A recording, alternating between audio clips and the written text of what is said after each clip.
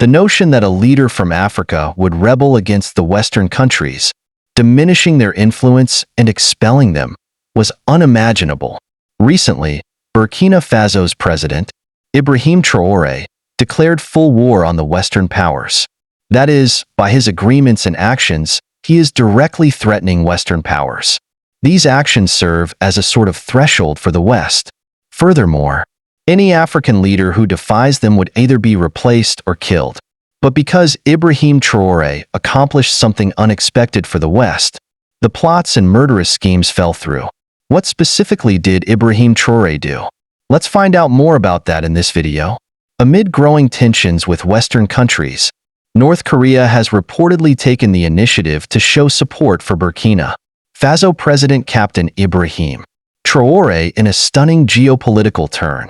Since taking office in a coup in 2022, Traore has made a point of publicly opposing Western influence, especially that of France, a former colonial power.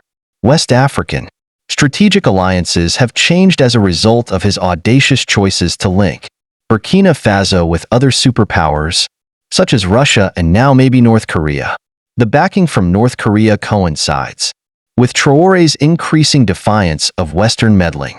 According to reports, Pyongyang is ready to offer Burkina Faso support in the event that outside pressure or intervention occurs. This partnership is intellectually significant since North Korea's well-known anti-imperialist attitude is consistent with Traore's Pan-African beliefs and his desire for African sovereignty. With its vast military might, North Korea has allegedly offered its support as a deterrent in the event that Western countries or their allies try to topple Traore's government. This action highlights how global geopolitics are changing and how countries like Burkina Faso are looking more and more for alliances outside of the conventional Western framework. Traore's dissatisfaction with what he sees as exploitative neo-colonial tactics is reflected in his decision to turn his attention toward nations like North Korea and Russia. Burkina Faso wants to challenge Western hegemony in Africa and bolster its sovereignty by broadening its coalition. This partnership is not risk-free, though.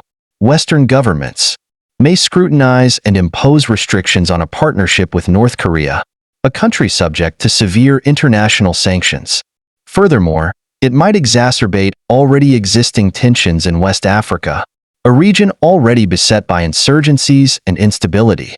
The United States may see this as a further deterioration of its strategic interests in the area, since it has expressed alarm over the increasing power of anti-Western regimes, a larger Pan-African movement that rejects outside dominance and asserts autonomy is symbolized by Traore's leadership. Burkina Faso and North Korea's developing friendship is a symbolic rejection of established power institutions as well as a geopolitical move. With Traore at the vanguard of this revolutionary change, this partnership may usher in a new era in Africa's struggle for independence.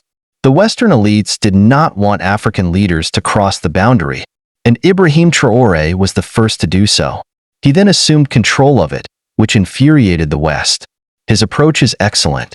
Burkina Faso's military leader, Captain Ibrahim Traore, who took office in 2022, has profoundly altered the country's relations with the West, particularly France, both in words and actions. Before his arrival, Burkina Faso, like many other former French colonies, wrestled with the complex legacy of colonialism. Many believed that France still had a neo-colonial influence, meddling in internal affairs and obstructing the country's development.